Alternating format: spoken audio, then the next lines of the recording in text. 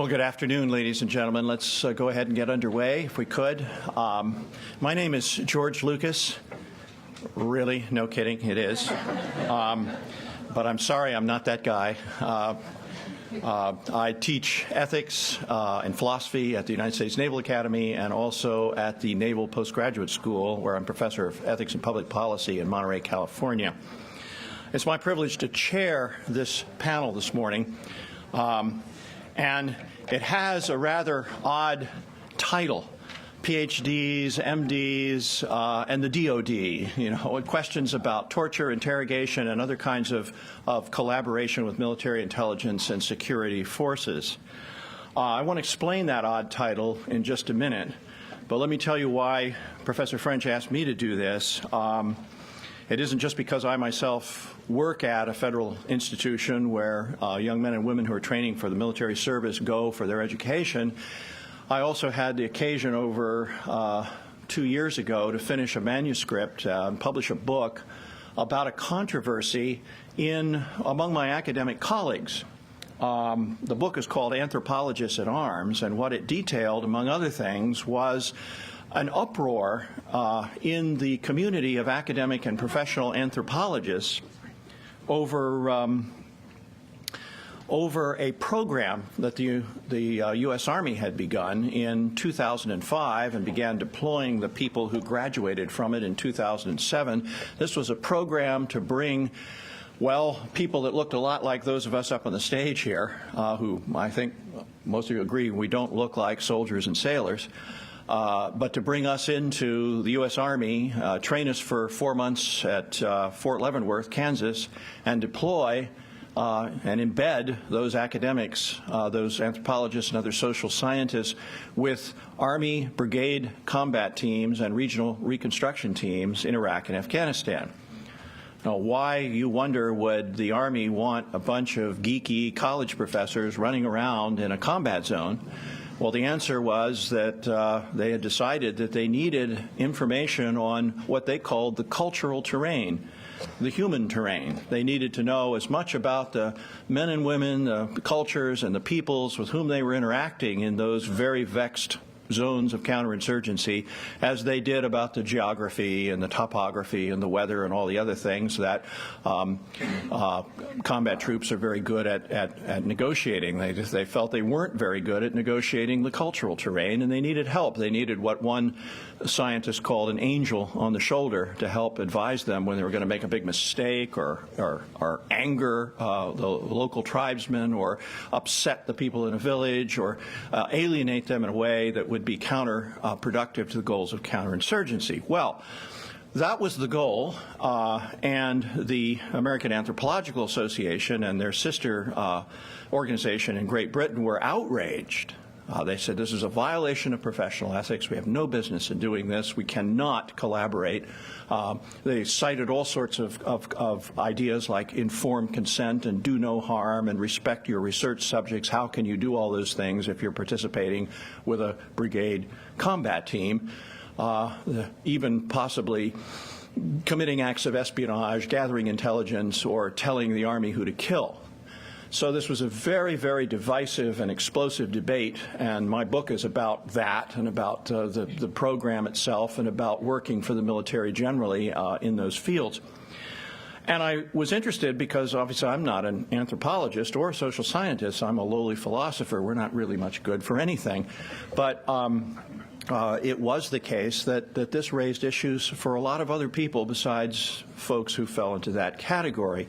It raised the questions that our panel, in fact, is here to discuss this afternoon. We can probably all agree that a lawyer who assists the government in drafting some kind of memorandum that seems to circumnavigate well-established international law against acts of torture against prisoners of war helps them justify this or explain it away or negotiate a loophole in the law, or also probably agree that a psychologist who assists in acts of interrogation that become torture or advises people how to torture in interrogation have crossed some kind of line. The question for our panels today is, where is that line drawn? And how do people with PhDs and MDs, people who are psychologists and anthropologists and doctors and dentists and lawyers and other caregivers or professionals of any kind, how do they stay on the right side of that line? So that's the question that I'm beginning to phrase or pose for us now, this afternoon. How strictly ought that line to be drawn? I mean, the debate of which I described my own work, many of the people in those areas said that line ought to be drawn very tightly around the profession itself as a boundary that we dare not cross. Our code of professional ethics that includes those general moral principles like first do no harm and do only and engage only with people who know what you're doing and have given their consent to doing it, and so forth, entails that whatever the legitimacy or illegitimacy of what the military, intelligence, security forces are engaged in, we can't help them do it. We can't participate with them. We cannot be involved. That's, I'll call that an extreme position, not in the sense that it's radical. It's only that I can think of nothing beyond it. It defines very narrowly, restricts very narrowly, the professional judgment and license of individuals in a field, academic discipline and profession, to engage with the government, with military, intelligence, or security forces in collaborating with them and carrying out whatever objective they may have or invite you to help them achieve. At the other extreme would be individuals, some of whom our panelists will talk about having either studied or interacted with or tried to bring under indictment, are individuals who have drawn that line very loosely and decided that their professional capabilities, competencies, and capacities are well suited to serve in military intelligence and security areas, including, up to and including, insisting in enhanced interrogation and torture. So we have a great panel for you this afternoon, and I call your attention to pages 32 to 34 of your program where their biographies are listed. I will not read them. I will simply introduce the faces to you and say a word about each. We have two distinguished lawyers with us. Ms. Deborah Popowski is an attorney and Skirball Fellow at Harvard Harvard University Law School's Human Rights Program, and she's sitting at the far end. She supervises students in the Harvard International Human Rights Clinic, working on accountability for U.S. health professionals involved in torture and other human rights violation. She has her J.D. from Harvard and a B.A. in political and social thought from the University of Virginia. Right next to her is our other lawyer, so watch out, Professor Bob Strassfield. He's the director of the Institute for Global Security Law and Policy and professor of law here at Case Western. And of interest to our debate today, he has done extensive work in the legal history of the Vietnam War, particularly regarding torture and extraordinary rendition. We have two philosophers on our panel today, two people who work in the field of military ethics. In the very middle of the panel, Professor Jessica Wolfendale. Jessica is currently teaching as assistant professor of philosophy at West Virginia University.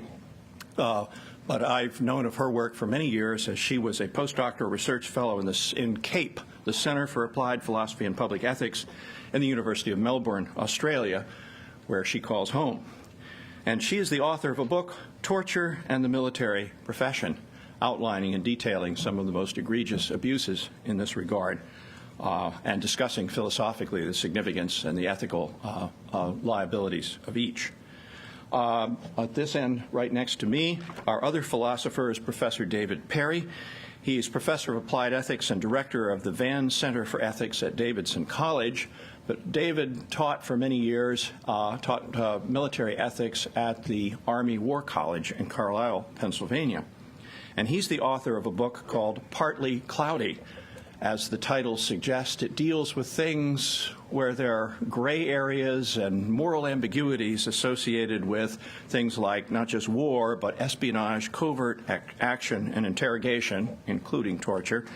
And the book has broken some very interesting ground in discussing things like the ethics and espionage and intelligence gathering, an area which to put it mildly, the discussion of ethical issues is nascent in its infancy. And finally, as my mom would say, our only real doctor up here.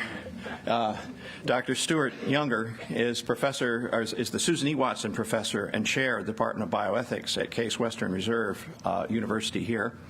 And he is a nationally and internationally recognized scholar in biomedical ethics, a very, very eminent, distinguished MD and psychiatrist. So that's our panel, and I've now posed the question for them and turn it over to them. Where ought we to draw that line? Is it possible in any useful, meaningful, and professionally acceptable sense for people in our various lines of work, particularly law, psychology, medicine, anthropology, to collaborate with the military, to collaborate with intelligence and security forces? Where should that line be drawn? What are the pitfalls in engaging in such collaboration? Who would like to be first? Deborah? No, I'll wait. Yeah. Okay, David? Well, my short answer to your big question is yes, I think that it is possible for people trained in and approved by a profession to work ethically with their government. But my caveat is there are huge ethical risks associated with that. And you touched on a big one there with the role that several civilian attorneys played in the post 9/11, especially David Addington working for Vice President Cheney, John Yoo and Jay Bybee in the Office of Legal Counsel and the Department of Justice, Attorneys General Ashcroft and Gonzalez, William Haynes, the attorney under Donald Rumsfeld as Secretary of Defense. All of those gentlemen, I believe, came into their offices with some pretty strong ideas about what the presidential prerogatives and a little disdain for treaties, upholding treaties. So I guess one risk is anytime you've got somebody in a profession, that there is a risk that their predilections, political or otherwise, can potentially skew the sorts of objective advice they're supposed to offer even to their client. And so I'm sort of disappointed. Maybe others who are attorneys might want to comment on this later, but I was disappointed that none of those gentlemen have been disbarred. Just, apart from the ethical questions of torture, just the appallingly bad legal advice that they provided to the president seems to me enough. But another thing, and if you'll pardon me here, there's a wonderful another medical doctor who knows Stuart very well, named Stephen Miles, who teaches medicine at the University of Minnesota, and he wrote a book that bears directly on this sort of topic here. The book is called Oath Betrayed. The subtitle of the revised edition is America's Torture Doctors. So the book is largely an attempt to document how American physicians, mostly, some psychologists also, but physicians including psychiatrists, in Miles's argument, abandoned some of their core ethical principles of their profession in the service of harsh interrogations. And just to lay out a few facts that I think he demonstrates here, and then I'll stop here. As he's summing up toward the end of his book, he says, in preceding chapters, I've described violations of medical ethics and the Geneva Conventions pertaining to medical care and medical personnel. Some of these violations allowed killing, torture, or inhuman treatment, or great suffering or serious injury to body or health to proceed. So his main claims in the book are that senior and frontline medical personnel assisted in or allowed 3 such breaches. First, they allowed and assisted harsh and coercive interrogations. They cleared prisoners for these interrogations and monitored interrogations in progress. In this latter capacity, They had the authority to terminate the interrogations and thus tacitly allowed such interrogations to continue. They applied medical skills and used clinical information about individual prisoners for non-therapeutic purposes.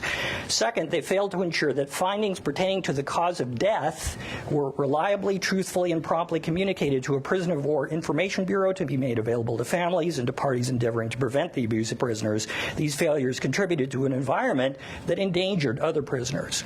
And third, this is Stephen Miles again, they failed to forcefully advocate for minimally adequate resources to meet prisoners' basic needs for mental health care, sanitation, tuberculosis treatment, shelter from weapon fire, and in some cases medical care. Ghost prisoners were at particular risk of neglect and abuse. I guess I don't have a comprehensive theory as to why physicians went there. I think in some cases they were in agreement with some of the views higher up that the laws of war and humane treatment didn't apply to detainees in the war on terror. In other cases, they were, Miles says, they were told by their superiors, these guys are not your patients. Now, of course, they were, in a sense, even if they're checking them for damage from torture, they're still their patients. But what they meant to say is you shouldn't think of yourself as having the typical doctor-patient relationship with these detainees. In other cases, I think it's just one of those standard factors that can arise in just about any organization where we're already primed to obey authority figures. Recall Stanley Milgram's really wonderful experiments, frightening experiments at Yale that suggested that. But especially in the context of the 9/11 attack, which was hugely influential, the experience of being under all kinds of pressures in war, I think that also contributed to this. So I'll stop. Thank you, David. I'm sorry. Jessica. If you don't mind, I'd like to take up this idea about betrayal, because that seems to me to be a useful way of thinking about the potential of conflict between different professions working for or with the military. So one of the main criticisms of the participation of doctors particularly in torture interrogation, is that it seems not only unethical because it's participation in torture, but because it's a perversion of the very values that the medical profession is supposed to uphold. So if you think of professions such as law and medicine as being dedicated to serving crucial or important human interests, so justice or patient welfare, for example, then when those skill sets are used in a way that actually undermines or deliberately subverts those interests, that's where this idea of betrayal comes in addition to the wrongness of torture in and of itself. So I think one way of thinking about how you could sort of quarantine professional involvement in the military is to think about, well, is this professional involvement consistent with the fundamental guiding ideals of one's profession? So if you're a doctor, you're working in the military, you're conducting exams of soldiers, that seems pretty consistent with ordinary medical practice. When you start talking about using your medical skills to allow someone to continue to be severely harmed, clearly that's moved away from, and indeed is, I guess, the opposite of, the very principles your profession is supposed to serve. And you see this also, I think, with the participation of lawyers in the torture memos. You know, when we think of law as a profession dedicated to serving justice, some people are cynical about law as a profession anyway, whether it truly does serve that goal. But for the sake of argument, if we say that it does, here we see lawyers using their professional skills in ways that are actually subverting the rule of law, subverting international law, allowing people to operate outside the law without accountability. So again, that's another way of thinking of limits of professional involvement as being set by the guiding ideals of different professions. I think one thing that's interesting about the anthropology case is that what might be a problem there is that the kind of skills anthropologists have, the information that they gather, once that information is passed to the military, they may not have control over how that information is used. So not only is the question of whether their actual involvement ethical, but there's another question about whether the research they produce or the findings they discover, given that when they're in the military, they might be subject to military command, they lose control over that. And that itself is very dangerous, given, as we know, that information about cultural practices was, for instance, used to design different interrogation methods.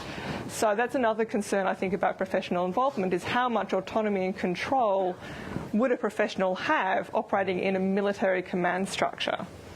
So I'll leave my comments at that for the moment. Well, I think that those were comments that I agree with completely and actually was going to make, so I had to Sorry. else to say. No, very good.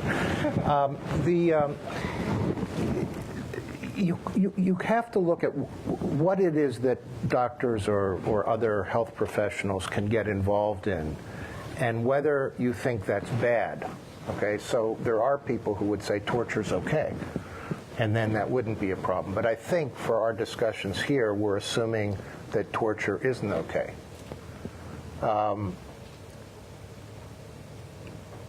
The other thing is what counts as torture. And so these are little debates where people can say, well, I participated, but it wasn't really torture, so it was okay. Now, I'm not going to try to, I'm assuming, having read about what these techniques were, it seems to me it's torture.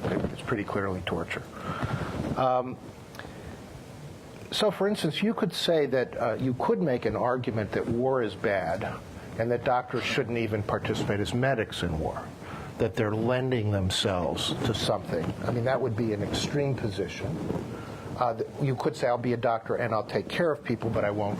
A pacifist could be a medic, or a pacifist who is really a strong pacifist could say, I won't even be a medic because I'm participating. So let's look at torture, and let's assume torture, as it's been defined by Steve Miles and others, is torture, and that in general it's bad. Our society views it, and the world views it as bad. I just jotted down some notes about the different ways that health professionals could be involved in this. So one way is they could, not without even going to face a person who is being tortured, they could design techniques for torture using their expertise. They could actually help torture somebody. They could actually do the things. I mean, you don't need a health professional to hold a wet towel over somebody's face, but I'm sure there's something that we could do better than anybody else. The psychiatric drugs. Yeah, drugs. Injections. You could monitor torture to make sure nobody got too badly hurt. So that's another place that you can do it.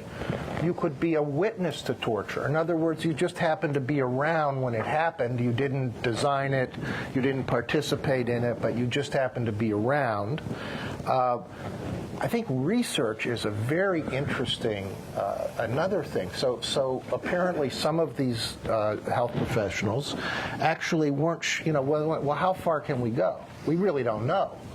So let's take notes. Let's see how we did this, and then the blood pressure went up too high or down too high. And that could be classified as research, which is another whole thing that has an ethical standards about it, like informed consent, voluntary participation, etc. And then you could, in some capacity, know about it and not report it, or report it. So then, and I think these things may have different. For instance, there are colleges that have honor codes. That if you cheat on an exam, you get kicked out. But if you know somebody's cheating and you don't report them, you get kicked out. I always thought that one was, I don't know if it's wrong, but it's pretty tough. That's asking people to do something more extraordinary than not cheat themselves, I think. Maybe we should ask them that. But so should people get in trouble for not reporting something that they know? Another one is covering up. That's another thing people can do. In other words, faking medical records, altering autopsy reports, and so forth. So there's this whole level. And one of the questions, and I haven't thought it through, are all of them equally forbidden by for a professional, or some of them more tolerable? Just covering up was one of the most featured one, that individuals who had maybe been tortured by others and then died in the process, and then this is all covered up in the autopsy or in the death certificate that's filed by the MD. So. Can I just say quickly too, there's a long history of medical research on torture techniques going back to the 50s and 60s. So it's not something that might happen, it's something that has happened over decades. Our examples began with lawyers writing torture memos, so why don't we hear now from the two lawyers on our panel. probably not to George's surprise and probably not to your surprise, asked, will you take an extreme position, never work with the military in any capacity whatsoever, or, well, gee, in the interest of national security, everything goes, or some sort of more nuanced position. What you're hearing are more nuanced positions, and I will add my voice, join that team, I suppose. And these issues occur in all sorts of settings. I mean, my first encounter with this question wasn't in the context of lawyers, but rather in the context of doctors. Research that I had done involving a court-martial of one of the early GI dissenters during the Vietnam War, who happened to be a military doctor. A draftee, not a career military doctor, and somebody who, by all rights, shouldn't have been in the military. Everybody would have been better off had he not been.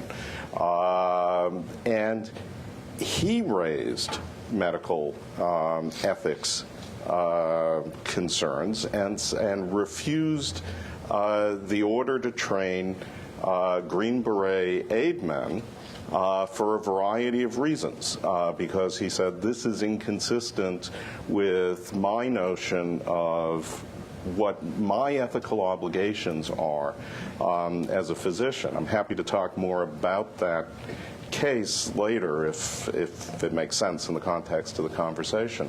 But when you begin to explore these issues, they come up in all sorts of settings. So, for instance, academics did the scientific work necessary to create radar.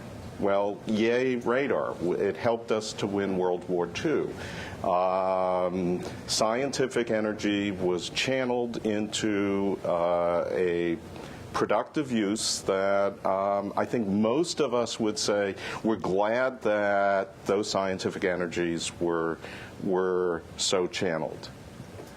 The atomic bomb project, the issues become muddier and more complicated. And I recommend to all of you, if you haven't read Martin Sherwin's biography of Robert Oppenheimer, if you want to get a flavor of the extent to which those issues get complicated and the ethical issues get very challenging, I highly recommend it. Plate tectonics. I don't know if there are any geologists out there.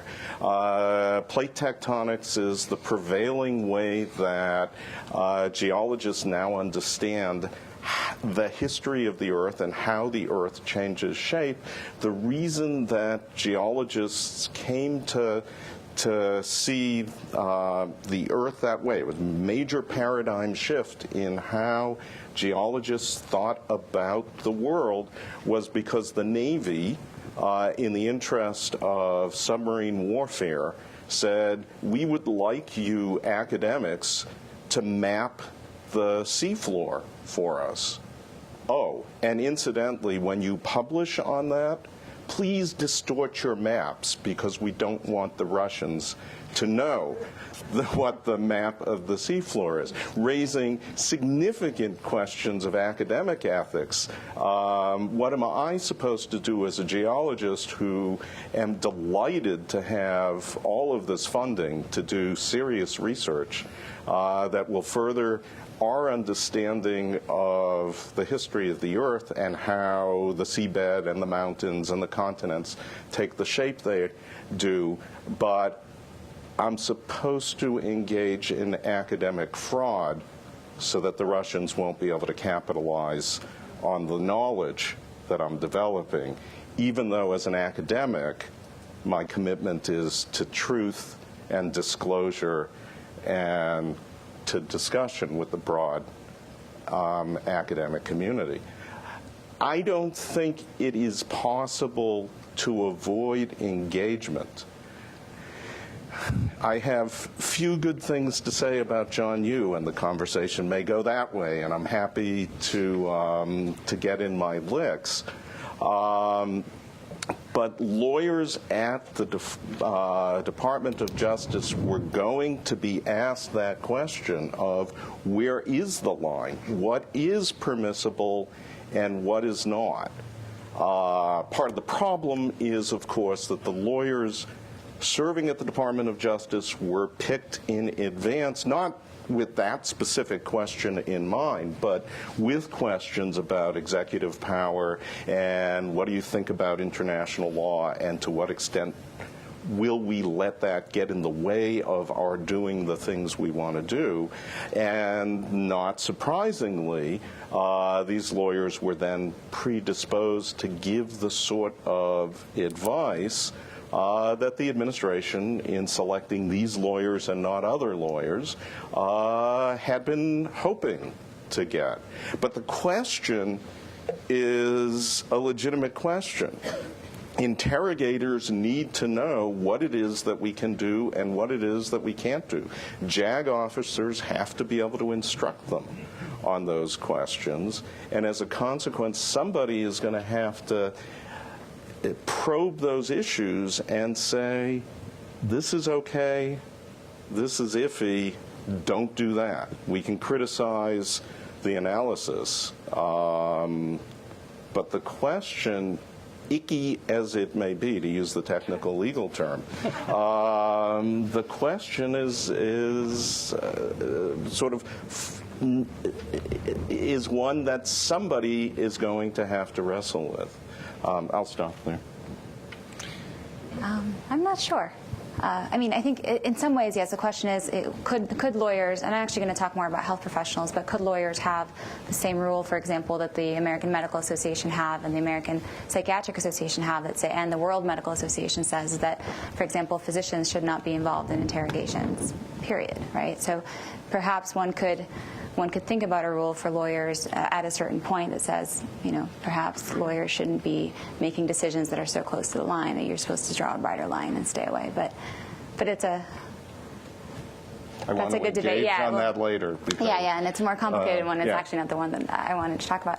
I should say, first of all, that for those of you who don't have a program, just for full disclosure, is that I actually represent Ohio residents here in Ohio who have brought a complaint that's pending right now before the Ohio State Psychology Board against a psychologist here in the state, a prominent psychologist, the dean of the Wright State University School of Professional Psychology, who's a retired U.S. Army colonel and was a military intelligence psychologist in Guantanamo.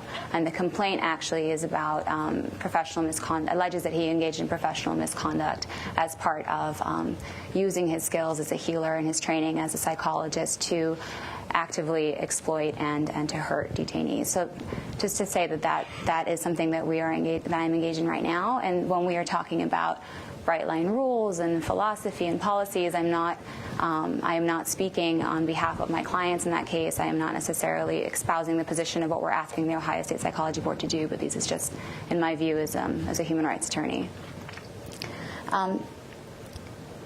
So one of the questions you asked is where do you draw the line? The other one is how do people stay within that line, right? And I think one way to help people stay within the line is by having a bright line. I do believe in that. And I can't speak for all professions, and I can't speak for the profession's involvement in the military as a whole, but I do have a developed opinion as to whether health professionals should be involved in interrogations at all, regardless of whether the interrogations are involve torture, cruel, and human degrading treatment. And in that sense, there I fall in line with mostly with the AMA and the psychiatrists in saying that they should not. And that's an interesting question to sort of pick apart a little bit, because that's an instance in which the American Psychological Association actually took a different stance for many years from the physicians and psychiatrists. Instead of saying that psychologists shouldn't be involved in interrogations, for many years the leadership was pushing this idea that psychologists should not be involved in interrogations that included torture. The problem with that, of course, is as the administration's lawyers are redefining what it means to torture or to engage in cruel and human degrading treatment, it creates purportedly a loophole. Whether or not we believe that it's actually a loophole or not is another longer question. So one of the questions you asked is how do people stay within that line, right? And I think one of the ways to help people stay within the line is by having a bright line. I do believe in that. And I think one of the ways to help people stay within the line is by having a bright line. So I don't know if other people disagree with that or agree. I'd be interested in hearing. I think that besides, I agree a lot with your points, Jessica, in terms of some of the reasons and ways of thinking about this issue. But two other factors to bring in. And again, I'm not a philosopher. I'm actually somebody who's dealing right now with a lot of the facts that are happening today. And so my perspective is more from a policy and from a legal point of view. Another reason why health professionals, all of them, should not, I believe, be involved in interrogation is because it's bad for the trust of the profession. Trust is the currency of the profession in health. You can't, most health professionals cannot operate if they don't not have at least some element of trust from the patient. And the patient, whether it's in that particular situation, needs to feel that the physician or the psychologist has his or her best interests in mind. So if you have, for example, like here in Ohio, a license to practice psychology allows you to practice. It allows you to care for patients. Now, if there are psychologists in the military using their skills to hurt, their psychological skills to hurt people during that period, but yet they also want to retain their license to care for people, and then they come back to the United States or to whatever their populations are, whether it's with continuing to treat military personnel or to treat civilians here in the United States, and still want the power and the privilege to treat, that what does that do to the profession as a whole, and what does it do to the trust that is required for that relationship to continue? And the other sort of more, so in that sense it's bad, I think, for the profession. But also, as a human rights lawyer, I have to say it's bad for the prisoner as well. One of the arguments that keeps being put forward, especially by certain people in the American Psychological Association, as to why we need psychologists there, is that the psychologists or the physicians are there to protect the detainee. You know, if you don't have them there at all, if the bad things are going to happen, you need the doctor there to make sure that things don't go too far. Now, this has already been debated in the medical community for years. I mean, torture, the U.S. has been engaged in torture, since its inception, and has been engaged in torture all around the world. After every wave, whether it's after World War II and the Holocaust and the Nuremberg trials, or whether it's after the wave of dictatorships during the Cold War, what people have found is that you cannot have a state-sponsored system of widespread torture without there being health professionals involved. You need them, especially when you have a democratic state or a purportedly democratic state, because health professionals help the state identify how to hurt people, especially if you want to hurt them without leaving marks. So health professionals are integral to the system. And what we found is they're integral to the system, and yet people get hurt all the time. They get hurt terribly. They're mentally and physically abused. They're killed. And one of the things that I find ironic, perhaps, about psychologists supporting the idea, defending the idea that psychologists need to be there to protect, is that they ignore the psychology of the situation. I mean, psychologists and physicians are people too, and they're entrenched within the chain, within the structure of the military. In Guantanamo, for example, these the intelligence psychologists they were mental health professionals that were charged with exploiting the detainees. They were in the intelligence chain of command. Their primary role was to exploit. Now, some of them also say, but they were there to protect. Now, clearly those roles are in tension. Whether or not you actually believe that they were there to protect, or that's something that the government is purporting to say now as a way to cover its bases, I leave up to you to decide. But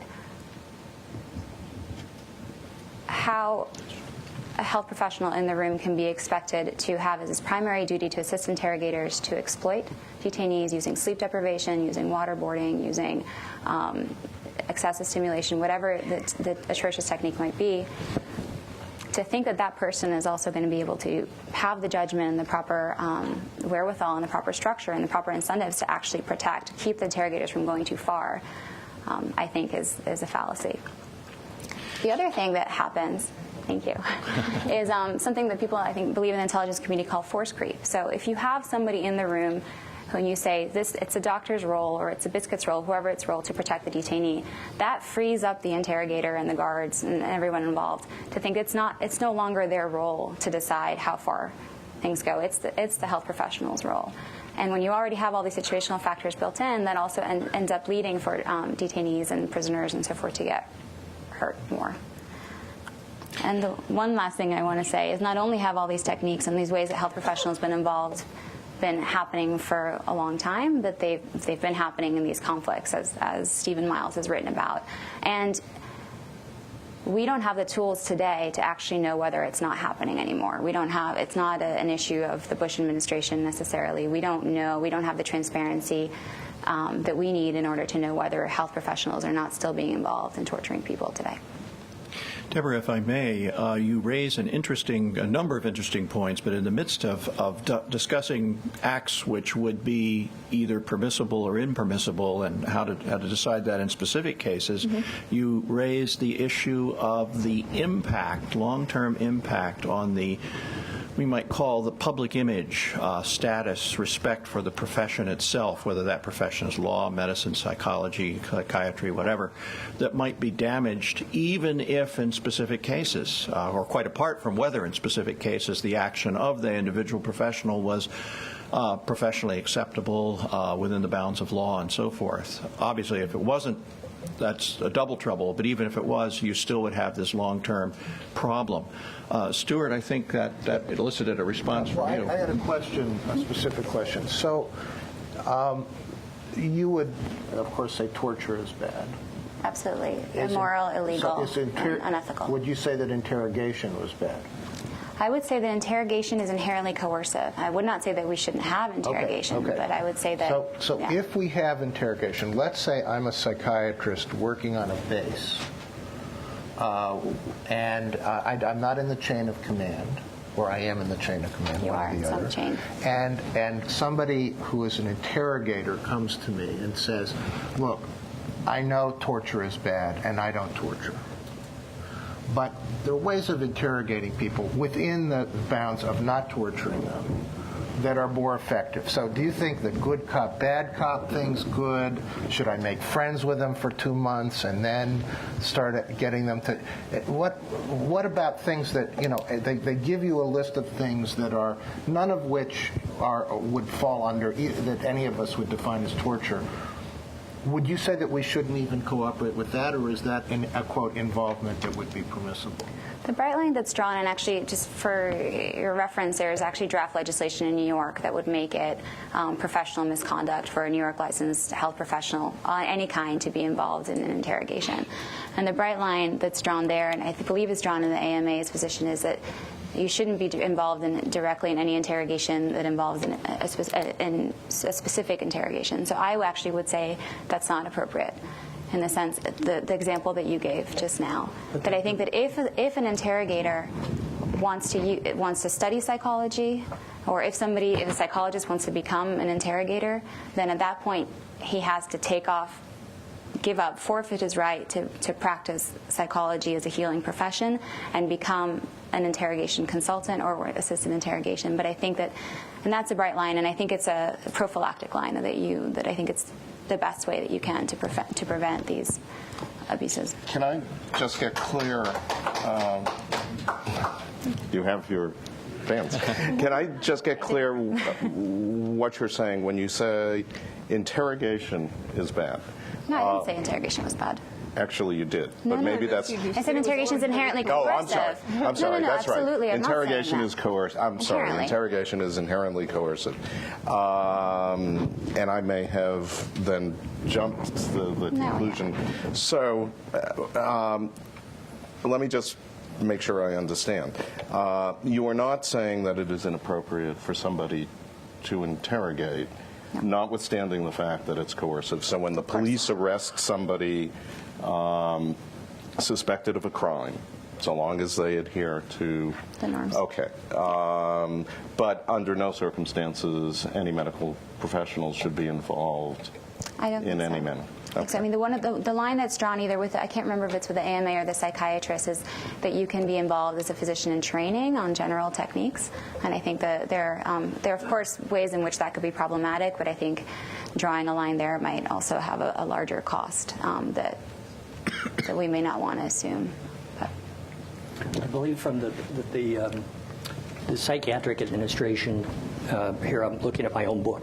Sorry, and I'm not an expert in this stuff, but I quoted both the Psychiatric Association and the Medical Association here. The psychiatric one prohibits direct participation in interrogation of persons, but it also, and I'd forgotten about this, it also prohibits asking or suggesting questions or advising authorities on the use of specific techniques of interrogation with particular detainees.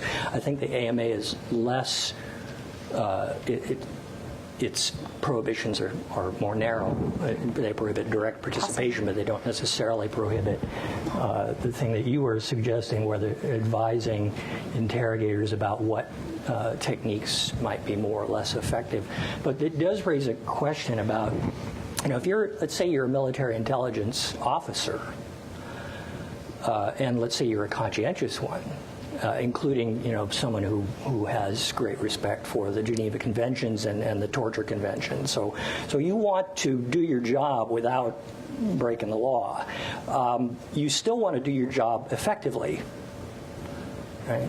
So if you detain someone who you think is possibly involved with a terrorist group or an insurgency or whatever, you don't want to waste your time asking questions or using techniques that aren't going to get you the truth, right? Whatever they are. So, and there's a point where psychologists might be able to tell you, this particular technique, for example, people think it works, it really doesn't work. It's a ridiculous technique, so don't even go there, right? Now, that's a strictly sort of empirical question or empirical claim. And it seems to me that experts in psychology could provide very useful information just on those sorts of grounds to help intelligence officers and police officers in the domestic realm to be as effective as they can in smoking out terrorist plots, for example. I think you can sharpen the hypothetical by saying that the intent could be the benign intent of saying thumb screws are a really bad idea. They don't work, and besides which, they're inhumane and they're torture and you shouldn't do it. But don't do it thinking that they're going to get you good, reliable intelligence. Right. And I guess the question then is the expert bound not to give that advice? So the question is, why is that happening then? And if you think that interrogators need to have that knowledge and they should be trained, and then this isn't barring health professionals, psychologists from talking about the psychology and what techniques are actually appropriate in a training capacity.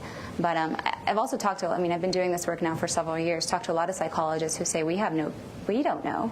And I've talked to intelligence officers who said the psychologists don't know. They're not trained in order to get intelligence. Yes, they're trained to get you to talk, but not necessarily about this. And so there's one question about that. But you could just have, I think you could still have the benefit of assuming that the profession of psychology has a benefit to provide in terms of general training techniques. That should be happening at the training part, not at an individual interrogation where you're hard up for techniques and you need to go talk to an expert to get you out of Let's line. table the education piece for a minute because it's intriguing. It involves a lot of us in the room. So, but for Jessica, you're our authority on the torture question itself. Do you have some? I wanted to come back a bit to the involvement of lawyers because I was a bit puzzled by your idea that this was a legitimate question to ask lawyers to say, well, what is the exact definition of the exact line between cruel, inhuman, degrading torture and torture? Because we might think, and Jeremy Waldron has made this argument quite convincingly, I think, that there are some, we have an interest in finding out bright line definitions in some cases. I have an interest in knowing what the speed limit is. So I can go right up to the very edge of the speed limit without breaking the law. That's a legitimate interest in knowing the exact line which I can't cross. Do interrogators have a legitimate interest in getting onto the trajectory of cruel, inhuman, and degrading treatment and then wondering, well, how far can I go inflicting this cruel, inhuman treatment before I cross the line in torture? That seems to be a very different kind of trajectory than the question about, do I have a legitimate interest in knowing the speed limit? So, for example, if a man said, look, I want to beat up my wife, so I need to know the exact point at which it becomes domestic violence or assault. Because, I have a legitimate interest in knowing how far I can go. That just seems like not the kind of question that he should be asking. So I think there is a genuine question here about whether this is a sort of question lawyers really should be in the business of addressing, in the way that, particularly given the context in which the definition was being requested. Except I think, I think the questions are inescapable. Because as a human rights lawyer, you're going to ask, was this torture? And as tribunal looking at the war crimes of, pick Uganda, Rwanda, the former Yugoslavia, you will get to the point where you have to ask the question, we have prohibited torture, we have a convention against torture, within the United States we have laws against torture, there are torture cases that arise in the typical context of, they don't only arise in military context, they arise in the context of very bad police practices as well. It would be a lovely world in which incidents of torture or near torture, because the statute does attempt to draw a line. Both are illegal. Both cruel and inhuman degrading That's a second question. There was an illegitimacy to, both are illegal, except that the United States takes a contrary position. No, I understand that. There was a fundamental problem with the fact that the United States takes a different position on that question, but having taken that position, and wherever that line is going to be, where the line is what is not torture, but it's degrading, so we can't do it either, or what is not torture but degrading, so go for it.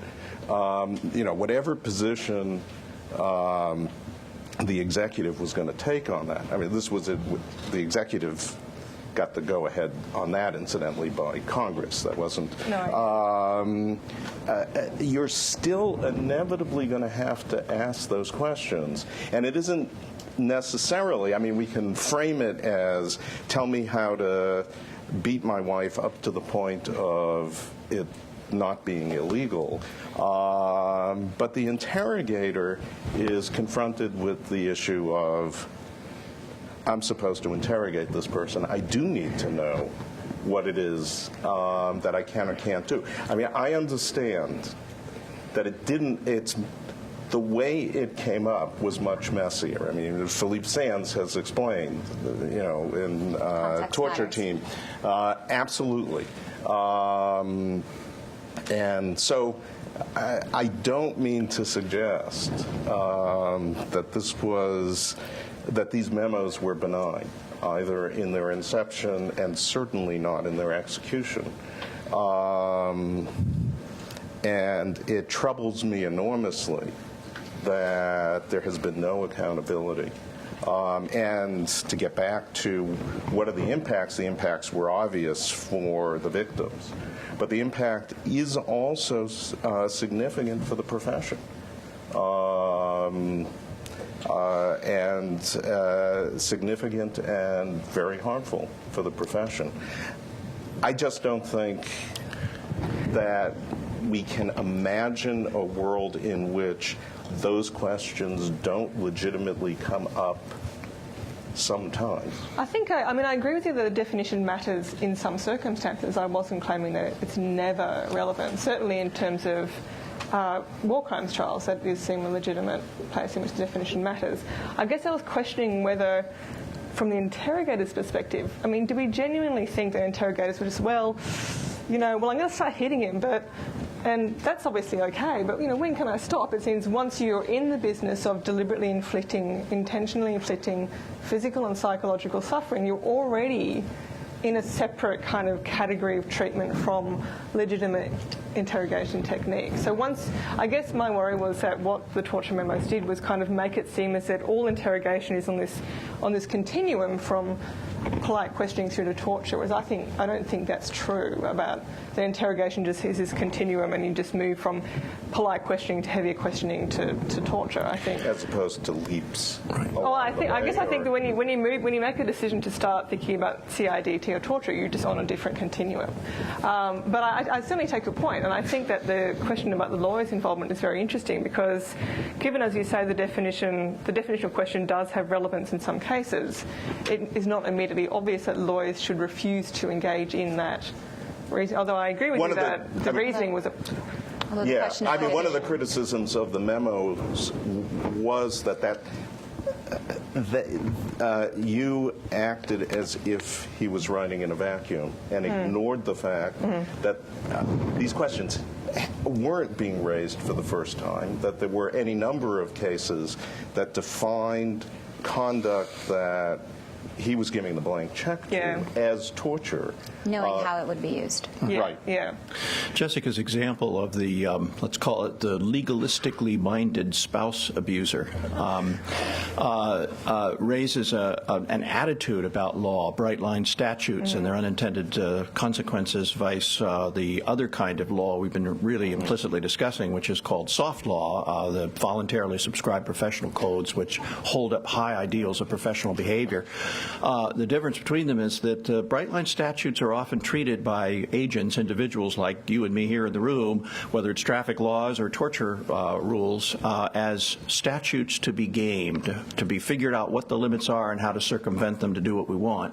That is, we have a kind of antagonistic attitude towards the law as something that externally restricts our behavior, whereas what professional codes do is hold up ideals for personal development and growth and aspiration and put that back on you to try constantly to be being the best agent you can be, even in areas that aren't clearly delineated and specified. A couple of days ago, a panelist, David Wetham from UK Defense Academy, pointed out that international law has such a caveat that it routinely invokes, called the Martin's Clause, that basically says anything we have failed to proscribe, specifically under law, if it nonetheless violates the spirit or intention or seems egregious and outrageous, you shouldn't think it's permitted simply because it isn't proscribed. It's not exactly how the Martin's Clause reads, but that's what it tries to do. And it seems that's an important difference. And which are we trying to uphold, in this case, high standards of professional behavior, regardless of what rules we can find or gerrymander to our satisfaction, or are we engaged in some kind of a cat and mouse game with the bright line statutes of law? Is there any data that shows that the American people have greater mistrust of psychologists or physicians because they have participated in this stuff? I don't know if the question's been asked empirically. What's your idea? Of purported definitions of what the American people do or not, but that's just my relationship with pollsters. That's just what?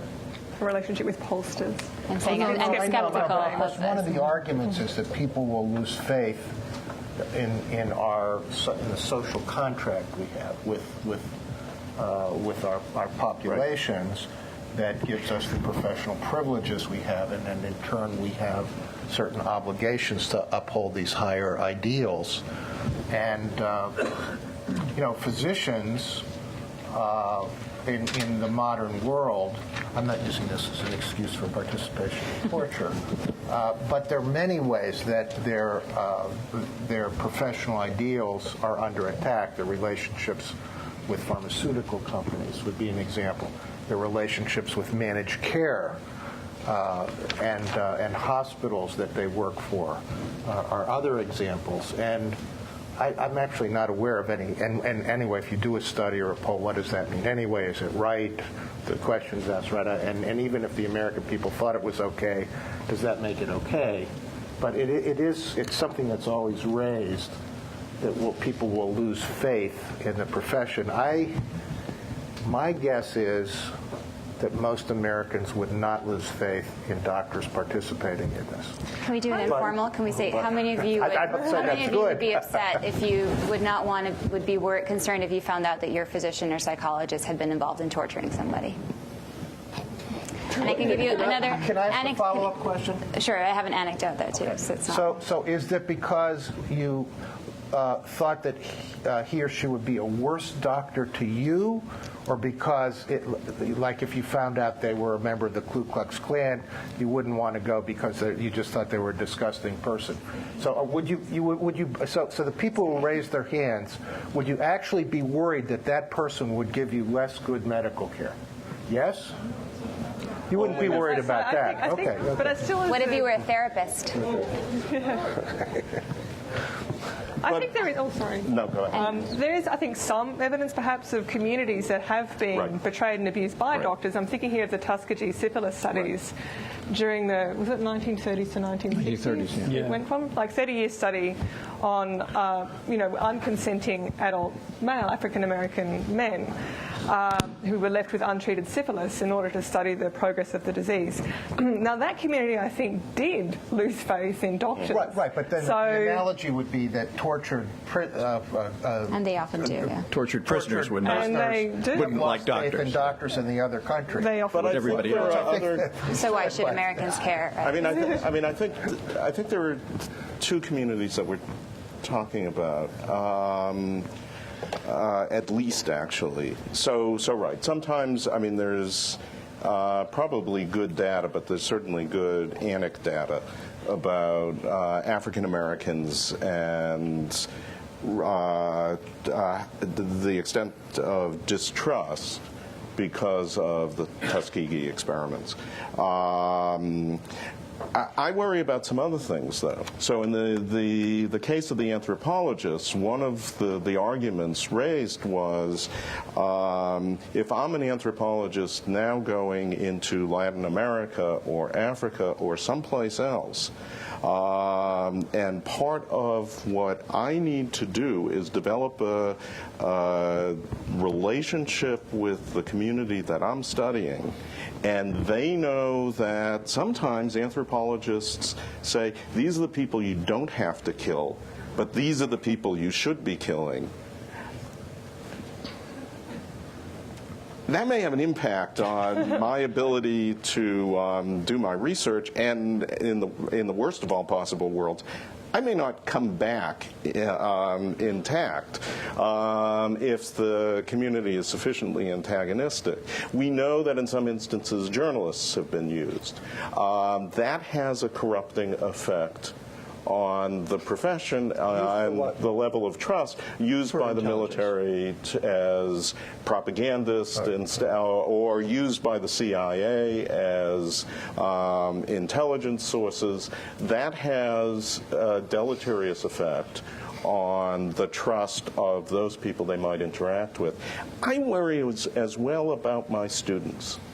I worry about the level of cynicism that I see amongst law students, and the fact that there has been no accountability for bad behavior sends a message. Absolutely. And I suspect that medical students confront these same sorts of issues. What does it mean if, Larry James, for instance, is still licensed, and what does it mean if these torture doctors are not sanctioned? I think it's hard to measure the effects, and I'm sure they're often hypothetical instead of real. But there is a bargain involved in the professional project that, yes, you will trust us to be the gatekeepers into the profession to determine the behavior of the profession with all of the benefits that come from that. And over time, I think there is the potential of a real corrosive effect. I think a similar thing happens with the law profession too, because one of the ways that torture corrupts the law profession is not just through perhaps direct involvement of lawyers in rationalising or justifying torture, but also in the actual judicial process itself. So if you have testimony that's being gathered under torture being presented in court, then that also, I think, corrupts the whole process of the rule of law. So that can also lead people, I think, who have grown up or lived through military dictatorships in which there was widespread judicial corruption, have a very understandable distrust of the judicial process. So I think a similar process can happen there. So, Deborah, as the attorney for the plaintiffs, why don't you respond to that? And while I do invite folks from the audience who have questions and like to address the panel to make their way to the microphone while Deborah is responding, and formulate your questions, and we'll spend the remaining time that we have, 25 minutes or so, on those. Sorry. no, thank you. So a couple of points. One is on the, since we do have some veterans in the audience, part of it is also in terms of dealing with this, trying to find out what happened and accountability is also, just to give you a little anecdote, I'm a naturalized U.S. citizen, but I'm originally from Argentina. And in Argentina, we had several brutal dictatorships, but one, the most recent, in the 70s. And I went back in the late 90s, and I was being examined by a family doctor, who was a wonderful doctor. But as I'm lying there on the table after having just written a thesis about the brutality of the dictatorship, I see on his wall an Air Force certificate. And my blood turned cold. Now, that's not fair. It's not fair to this man just because he happened to be in the Air Force and a physician in 1970, whatever, that I should, one, wonder and really suspect that he might have tortured, and two, that I not be able to trust him. And so, understanding that not everyone who is in the armed forces or is in intelligence is actually engaging in this behavior, I think we have a responsibility to everybody, to actually sort through and find out who was involved and who wasn't. And so in that sense, that's sort of personal anecdote for trust.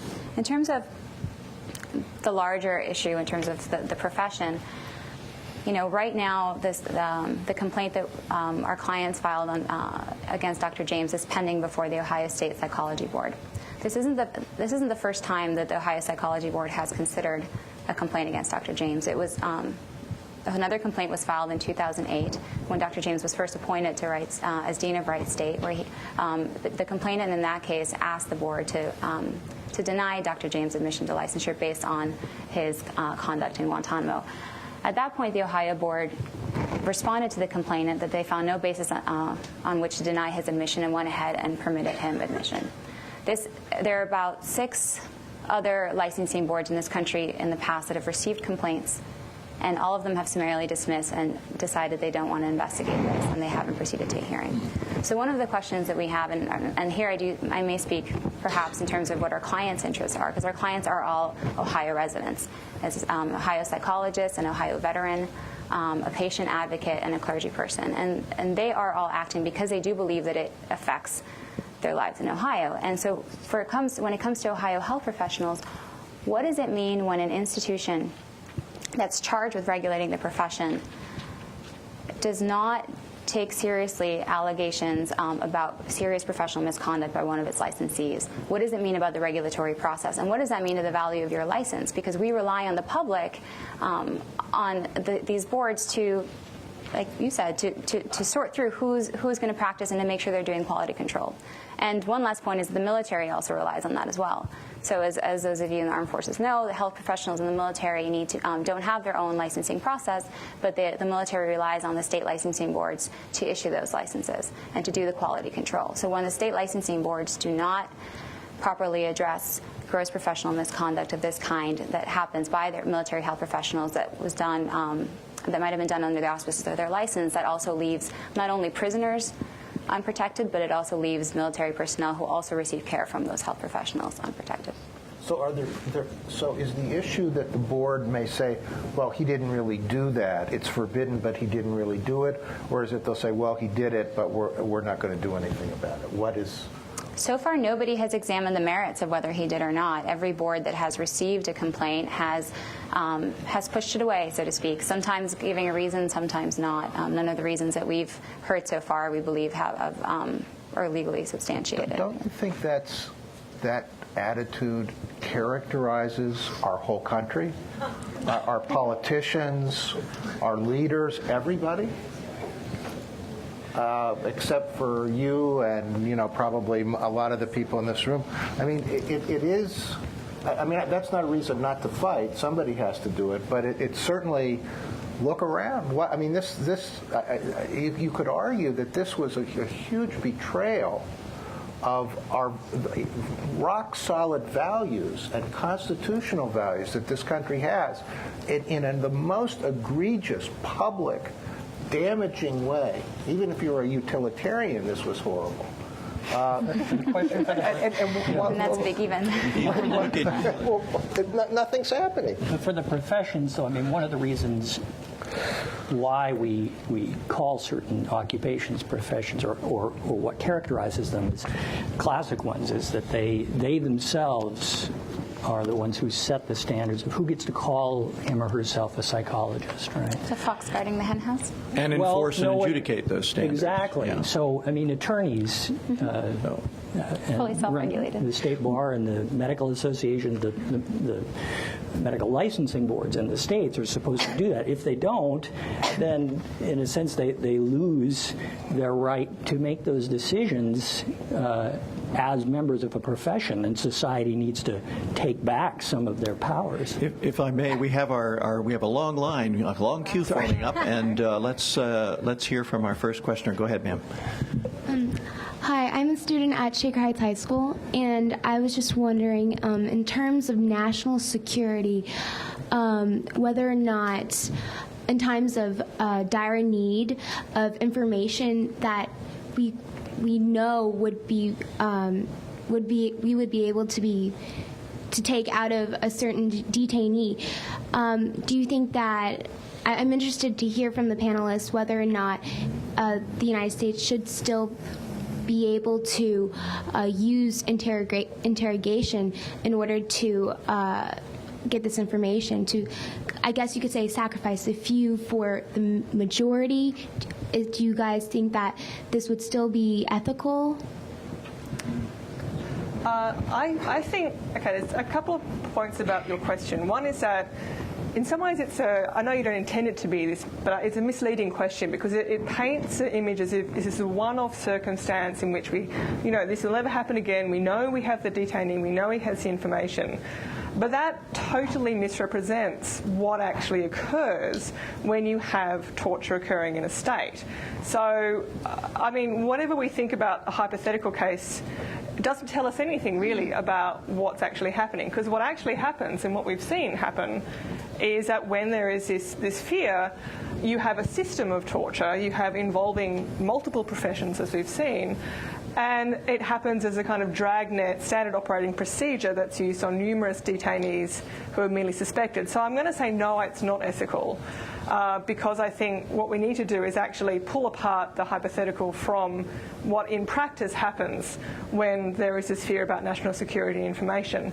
The second point I want to make is that what it means to be committed to a ban on torture is that you uphold that ban when there is a temptation to use torture, right? It's meaningless to say, well, we uphold the ban on torture, except when we really think it's a good idea to use torture, right?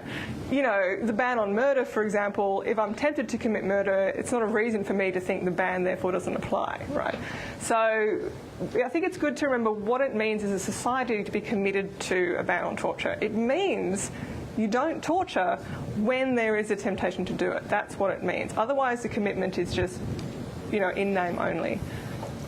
One of the things I tried to do in my chapter on interrogation was to distinguish different approaches to this question, and I think sometimes in our discussions about torture, we kind of jump between empirical questions about whether it ever works to produce reliable actionable intelligence is, the ideal thing, as opposed to the legal questions of whether this particular technique or some group of techniques in combination constitute torture or cruel and inhumane, degrading treatment. And then you could ask some ethical questions even apart. If you were to bracket the law and ask, well, if the president thought that we were now in a state of such great risk to our national security, should we, in this case, should the president go to the Senate and seek to renounce the Geneva Conventions? That's not what our previous president did, right? But that's probably what he should have done if he was going to really get out from underneath those laws. He needed to get the Senate's at least approval to get out from under that treaty. But the question of whether it ever works, I think history is pretty clear that it's unreliable. But what worries me are the isolated cases where you've got an individual who is a member of, say, a terrorist organization, and who, in anticipation of being interrogated, has been trained to recognize and resist all the techniques that are legal. This is tricky. Are there cases where none of the techniques, humane techniques that tend to work most of the time, are there cases where that wouldn't work, and so you'd miss out on the information that could prevent the deaths of potentially thousands of innocent people? That's a tough one, and that's largely an empirical question. It's distinct from the ethical and legal question. But also, if you ground it in terms of the facts, you're also assuming that you know this person is, and not just read your chapter the other night, Dave, and right. Dave, he says there's a prima facie right to not be tortured, but maybe in some circumstances you can forfeit your right if you're a really bad person. Essentially, you've done some really bad things, and you list in that list, you list Abu Zubaydah, right? You say known Al-Qaeda leaders and so forth, including Abu Zubaydah. Now, Abu Zubaydah is a, quote, high-level detainee who, since I believe you published the book, the government has come forward and said, the president said that he was a chief, an Al-Qaeda chief, and I don't know what else. Now the government has come forward and said he was actually not even an Al-Qaeda member, let alone a leader. He was a fixer for Islamist ideologues. So I don't know the extent of his guilt, but he is certainly not who the government said he would. But we, under that theory, would have already tortured him. In fact, we did. We waterboarded him 83 times under the direction of a psychologist, actually. So there's this, again, and we're talking about philosophy and hypotheticals, we got to bring it back to the reality, and how do you know? And if you're going to do that, you got to be prepared to torture innocent people. Now, the other thing, though, is personally, I don't think it doesn't matter whether the person's innocent or not. I think that there are other costs to torture that you have to keep in mind. And again, we're at a conference where veterans have talked about suffering and about healing, and now, at least in the last couple of years, there have been a couple books about what torture does to the torturer and what torture does to the society that sanctions it. And I think when we talk about what works, and we don't just need to talk about whether it'll hold off the attack now, or whether it might get people madder at us in the future, and we might invoke other attacks. Those are all important questions. But also, what happens when you train a cadre of torturers, and then you induce trauma in them, and they have to live with that, and then they put that on their families, and then we as a society have said, yes, this is okay, and we're going to sanction it at every step of the way. Thank you for your question, and we have some more behind there, and in the interest of time, we should go to them. And remember, it's not just torture, but even more routine sort of engagements of academics and professionals with military intelligence security forces that we want to discuss. Ma'am. Hello, I'm also a student at Shaker Heights High School, and Deborah mentioned how doctors are people too, and you just mentioned something about what happens to the torturer. And there was also a question on would you worry if your doctor participated in torture? And I was just wondering if you could elaborate on what happens to the torturer, if you guys know any history or not any history, but how the doctor is affected by the torture what is the word? I don't know the word. They conflict on their patients. I wonder if there's someone in the audience who has treated people with PTSD or something because of the trauma they've inflicted, or someone who themselves may want to speak. I did a fair bit of research on the training of torturers. We do have someone with some experience here, right. maybe. Go ahead. Yeah, just cut the line, but yeah. I've been waiting to get up here. I didn't mean to step in front of anybody, but what we've been talking about here, again, is not reality all the way. Now, my war was 40 years ago. There were no psychologists there at the prisoner of war camps or whatever we had set up as prisoner of war camps, but most of the torture took place in the field far away from prying eyes. And I don't know if that's changed during the Iraq and Afghan wars, but I can almost bet you 100% that there's torture going on out there, and there's not a doctor, not even a doctor of chiropractic there to pay attention. I think we should distinguish between, of course, there is torture of the kind that you're talking about, but Vietnam also saw the Phoenix program, which was a designed program of torture and assassination. So there was significant involvement from doctors and psychologists in the research and development of torture techniques that were then used in the program. So while there may not be doctors on the field in every case of torture, to get to that point, to get to the trained torturers, you already have significant involvement behind the scenes. So I think, that it's you might not see them, but they're there. I mean, for me, being with my personal experience, this is more academic than it is reality on the ground when you're fighting for your country somewhere that people aren't paying attention. And I would like to ask the panel if anybody there thinks torture is good. I mean, that we get valuable information from it. That's a different question. And the second thing is, if you don't think that that's good, why weren't more people prosecuted with Abu Ghraib prison and the sexual humiliation of these people?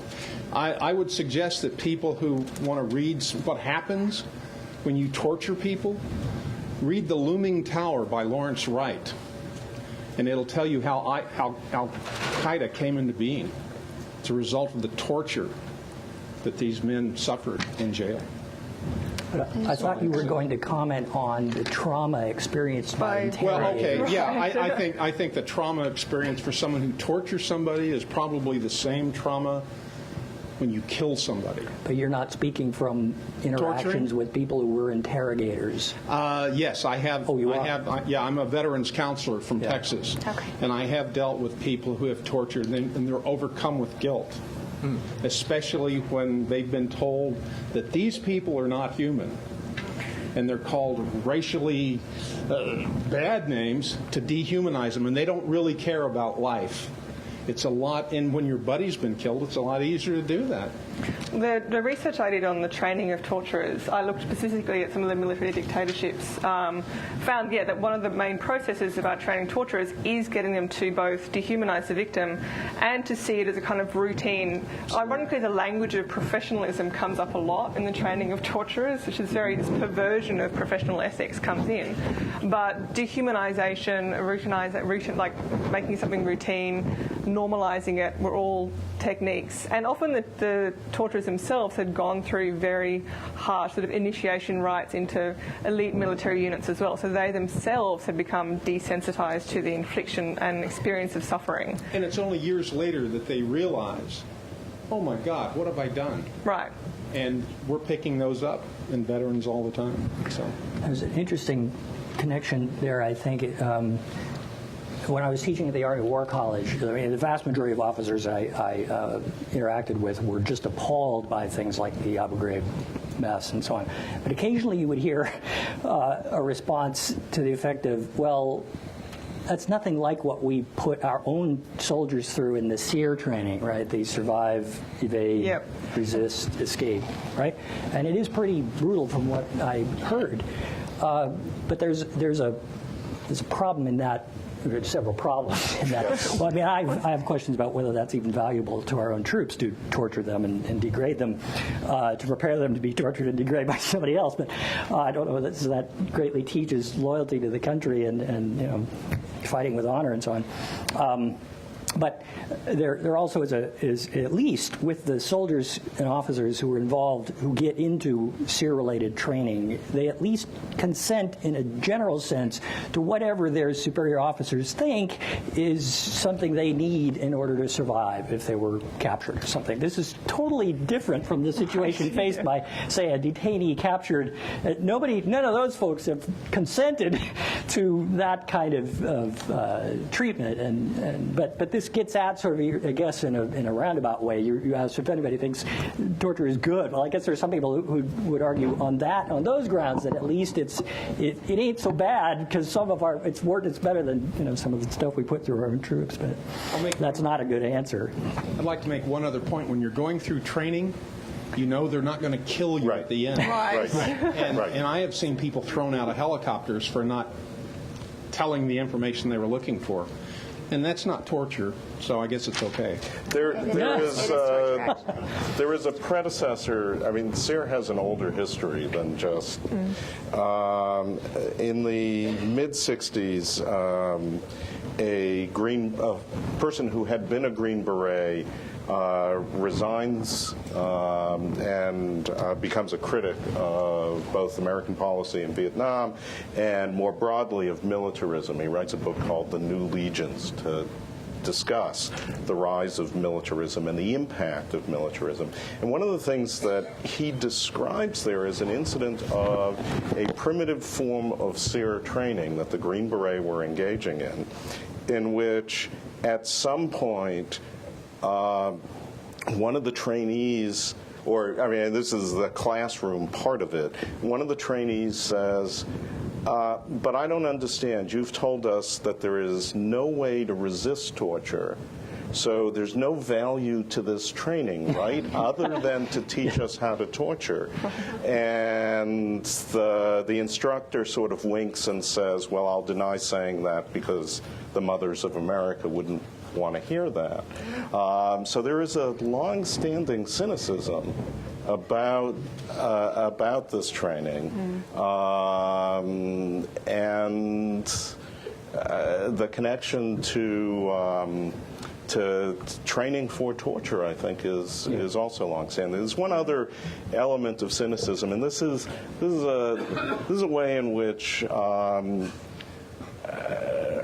At least, I think we've seen it, but we saw it in Vietnam and we saw it in the use of extraordinary rendition, which is a kind of outsourcing of torture, and use of others to do torturing for us. So that in Vietnam often, and we've had these problems, the Canadians and the Brits have had these problems as well in Iraq and Afghanistan, of turning people over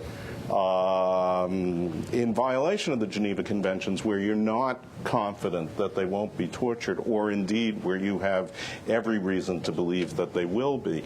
And that has some additional pernicious effects because it tends to enhance the kind of racial story that you're telling about, oh, well, they treat life differently. That's a license for bad behavior on our part, and it's a degradation of those other people who are doing dirty work for us. And then being a torturer does have a devastating effect, or can have a devastating effect on that person that you're handing the job off to. So it hurts this other group, both by sort of enhancing these degrading racialized notions, and then forcing the dirty work onto the other. Yes. Hi, my name is Brendan Ryan, and I had a question for the whole panel, but most specifically Ms. Popowski. I wanted to know if you think if physicians and other health professionals were not at all involved in the process of developing and executing torture and other techniques classified as advanced interrogation, do you think practices across the board would be less extreme, naturally citing outstanding cases such as Guantanamo Bay? Or would, as a whole, practices be much more humane and not necessarily pushed to often to and beyond physical and mental safety limits? I wasn't sure I understood the question. Is if the physicians who weren't involved, can you rephrase it? If physicians and other health professionals were not involved, had they not been involved? If they had not involved, do you think things would ultimately be better or worse? I can say that the system that we had under the Bush administration, the policy of torture, could not have existed the way that it did had it not been the health professionals.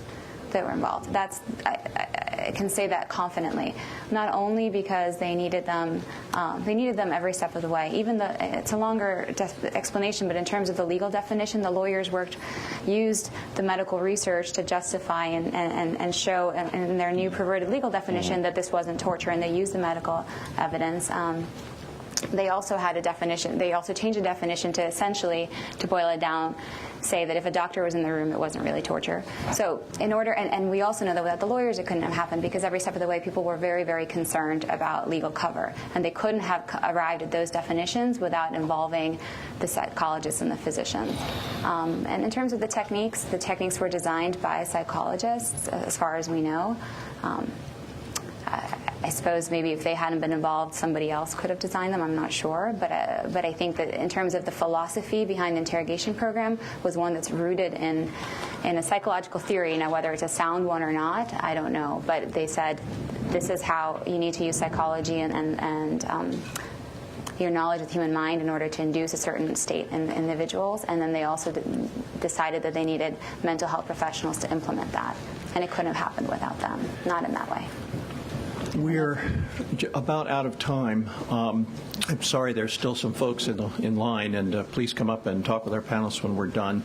In a moment, I want you to join me for thanking them, but please bear in mind, as we talked, this last question brings to mind the fact that it was first and foremost and most vociferously military lawyers who first blew the whistle on and called attention to and objected vociferously to these so-called torture memos, and that brings to mind a problem with which our panel has been grappling generally that I want you to take away with you.